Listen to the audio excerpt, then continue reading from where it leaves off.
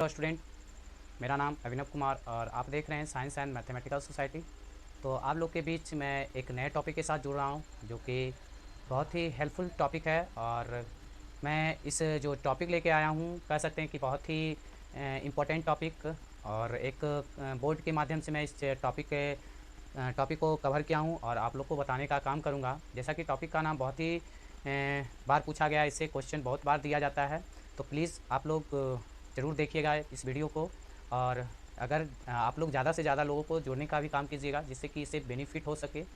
और ख़ासकर जो इस बार एग्ज़ाम देने वाले हैं, जो तैयारी कर रहे हैं, मैं उसी का मैं इस चीज़ को देखते हुए आज आप लोग के बीच में नए टॉपिक के साथ जुड़ रहा हूँ। और स्पेशल 10th तक के लिए, चाहे वो बिहार बोर्ड हो, चाहे वो सीबीएसई बोर्ड हो, कोई भी हो, तो आप, क्योंकि मैं ये जो टॉपिक कवर कर रहा हूँ एनसीईआरटी बुक को फॉलो करते हुए मैं कवर कर रहा हूँ, तो प्लीज़ आप लोग जल्दी जल्दी से मेरे चैनल पर जुड़ जाइएगा। और हाँ, और आप लोग से मेरी यही ख्वाहिश रहती है कि अगर मेरी वीडियो अच्छी लगी, मेरी वीडियो अगर हेल्पफुल लगी, तो प्लीज़ लाइक और शेयर दबाना या करना नहीं भूलिएगा। और लोगों को ज़रूर शेयर कीजिएगा मेरे ये चैनल को।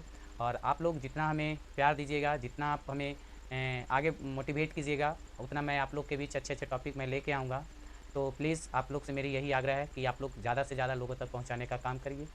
और हाँ, अगर कोई मुझ में कोई त्रुटि आपको कहीं दिखे या कुछ आपको सजेशन देनी है, तो प्लीज़ आपके लिए हमेशा कमेंट बॉक्स खुला हुआ है, तो आप प्लीज़ उस पे दे सकते हैं।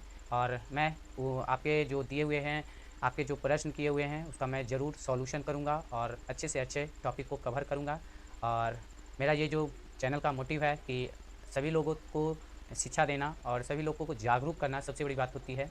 क्योंकि ये लोग तो पास आउट हो जाते हैं, 10th किसी तरह पास कर लेते हैं, लेकिन क्या करनी है, आगे लक्ष्य क्या है, वो नहीं कर पाते हैं। क्योंकि मैं भी एक as a Bihar board student हूँ और थोड़ी सी मुझे भी कठिनाई हुई है।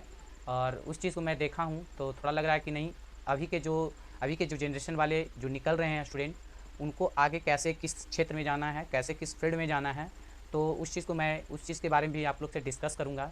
तो ज़रूर आप लोग मेरे चैनल पे जुड़िए। और मैं अपनी जो मेरी एक कह सकते हैं अभी तक का जो मेरा सफ़र चला है एक स्टूडेंट लाइफ का, उसमें मैं कितनी परेशानियां का सामना किया हूं और आगे क्या क्या करना पड़ता है, तो उससे भी मैं बातें करूंगा। और क्योंकि मेरा मोटिव है कि अभी का जो जनरेशन निकल रहे हैं कुछ अच्छा करे। और क्योंकि पहले का था कि बस 10th पास कर लिया तो चलो, फिर क्या है कि कोई साइंस ले रहा है तो चलो साइंस में ही चले जाते थे, कोई कॉमर्स ले रहा है तो कॉमर्स में ही चले जाते थे।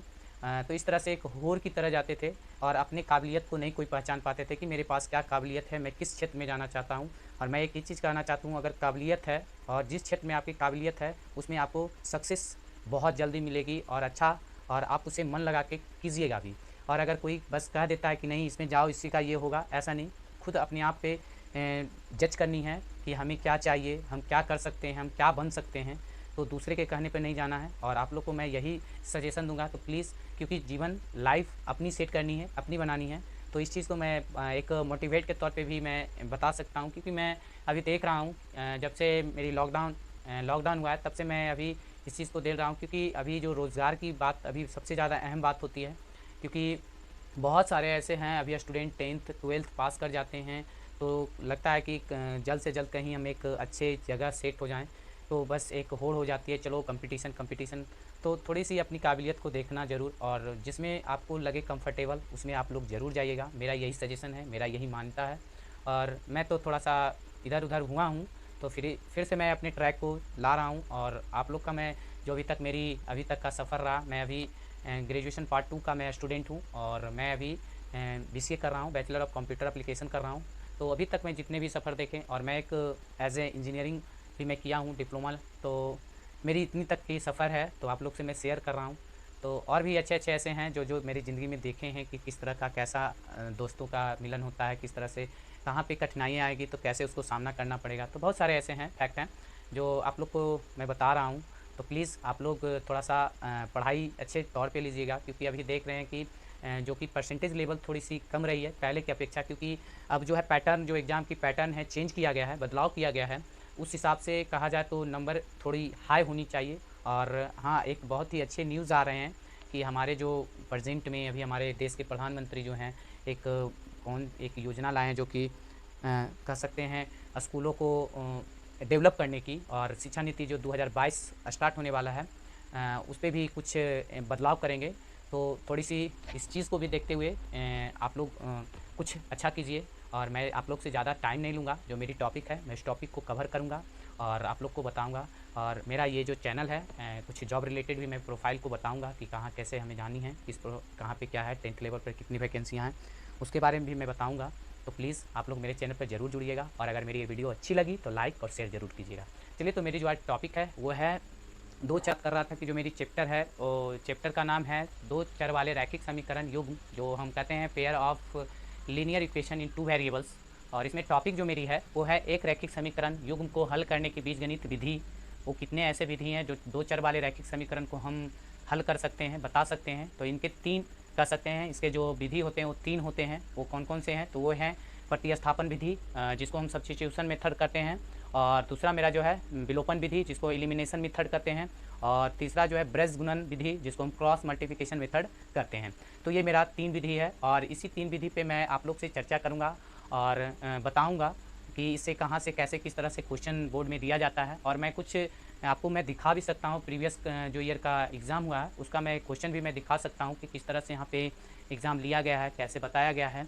तो उस पर भी मैं चर्चा करूँगा। तो सबसे पहले आज मैं थोड़ी सी ही आप लोग को मैं आज कवर करूँगा टॉपिक, जो कि पहला जो मेरा टॉपिक है प्रतिस्थापन विधि, सब्स्टिट्यूशन मेथड, कि कैसे इसको सब्स्टिट्यूट किया जाता है, कैसे बनाया जाता है, प्रतिस्थापित किया जाता है, उसके बारे में।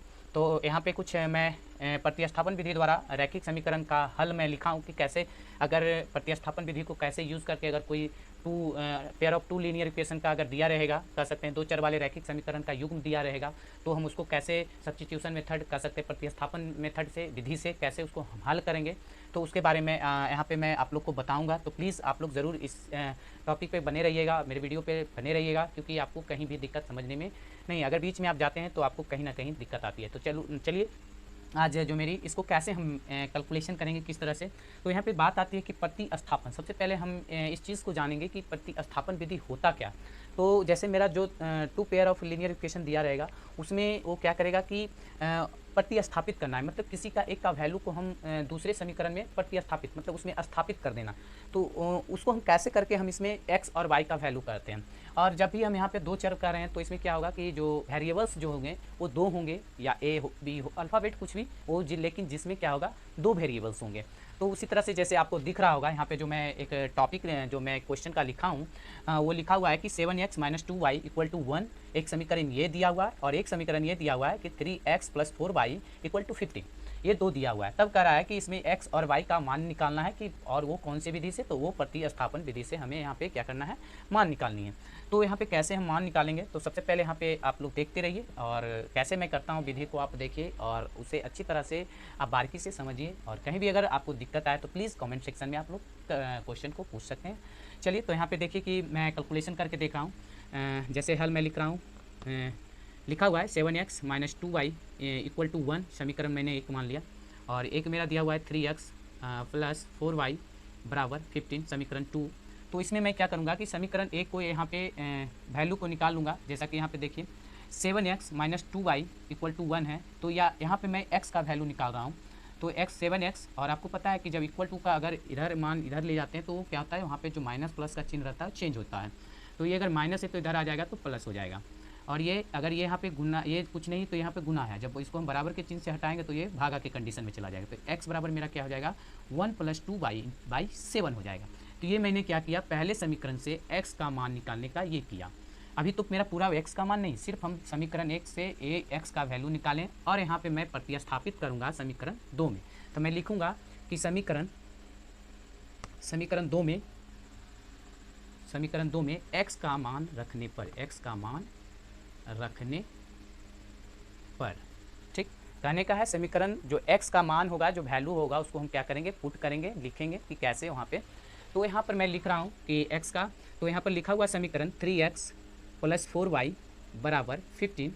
तो यहाँ पर मैं x का वैल्यू मैं पुट कर रहा हूँ, तो 3 × 1 + 2y/7 + 4y = 15, ये मेरी आ गई। अब यहाँ पर मैं क्या करूँगा, हल करूँगा। तो यहाँ देखिएगा, ये मेरा हो जाएगा, जब इसको मल्टीपल करेंगे तो 3 + 6y/7 plus 4y equal to 15। ये हो गया। अब यहाँ पर इस चीज़ को मैं यहाँ पे इसको मिटा रहा हूँ, और जो मेरा ये निकल के आया,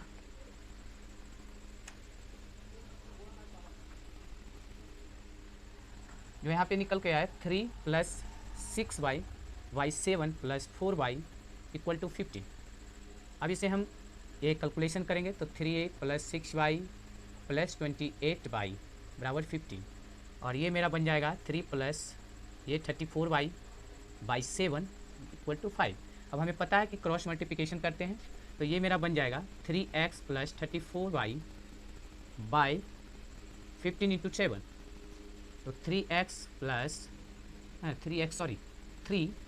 3 प्लस 34y इक्वल टू 105।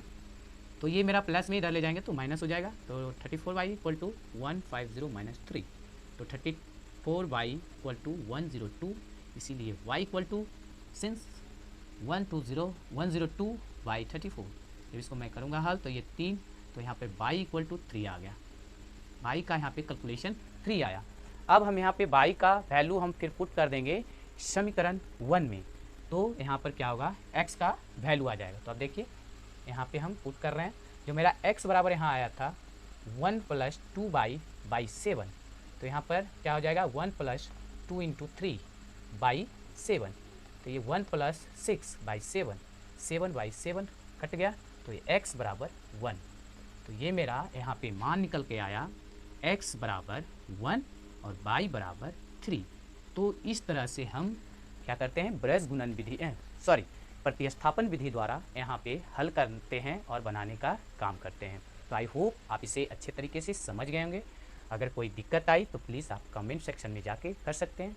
तो आज मैं यहाँ तक आप लोग को बताया, और फिर मैं इसी रिलेटेड अभी और भी बहुत सारे क्वेश्चन हैं उसको मैं बताऊँगा और समझाने का काम करूँगा। तो आई होप आप लोग बहुत ही अच्छे तरीके से समझें मेरे इस लेक्चर को, और ज़्यादा से ज़्यादा लोगों तक शेयर कीजिएगा, मेरा यही है। और कोई भी अगर हमें आपको सजेशन देनी है तो आप प्लीज़ कमेंट बॉक्स में ज़रूर दीजिएगा। और हाँ, अगर वीडियो अच्छी लगी तो जाते जाते आप लोग शेयर लाइक ज़रूर कीजिएगा, जिससे कि मेरा भी और भी मोटिवेट बढ़े आप लोग के बीच। मैं अपनी जो भी चल रही है अभी जीवन, मैं भी एक स्टूडेंट लाइफ में ही जी रहा हूँ, उससे रिलेटेड क्या कठिनाइयाँ आती है। और हाँ, अगर ऑफलाइन भी अगर कोई हैं जुड़ना चाहते हैं तो मेरा कोचिंग का नाम है यही साइंस एंड मैथमेटिकल सोसाइटी के नाम से चल रहा है अभी, जो कि अपना गांव में ही, जो कि नालंदा मेरा घर है, और घर का नाम है बहादुरपुर है, और वहीं पे मैं अपना कोचिंग चला रहा हूँ अभी फ़िलहाल, जो कि क्लास 1 से लेके 10 तक मेरा चल रहा है अभी। तो अगर कोई जुड़ना चाहते हैं तो आप जुड़ सकते हैं, और अगर आप कांटेक्ट करना चाहते हैं तो आप कमेंट बॉक्स में आप अपना कांटेक्ट नंबर दे सकते हैं, मैं उसे कांटेक्ट कर लूँगा। और कोई भी अगर परेशानियाँ हैं तो ज़रूर मेरे से बात कीजिए, मैं ज़रूर अपने हिसाब से जो मेरी सॉल्यूशन होगी आपको ज़रूर बताऊँगा। अगर हेल्पफुल लगेगा तो लाइक शेयर सब्सक्राइब मेरे चैनल को ज़रूर कीजिएगा। फिर मिलते हैं, तब तक आप लोग अपना ख्याल रखिएगा और मेरे चैनल को शेयर करते रहिएगा। फिर मिलते हैं, थैंक यू।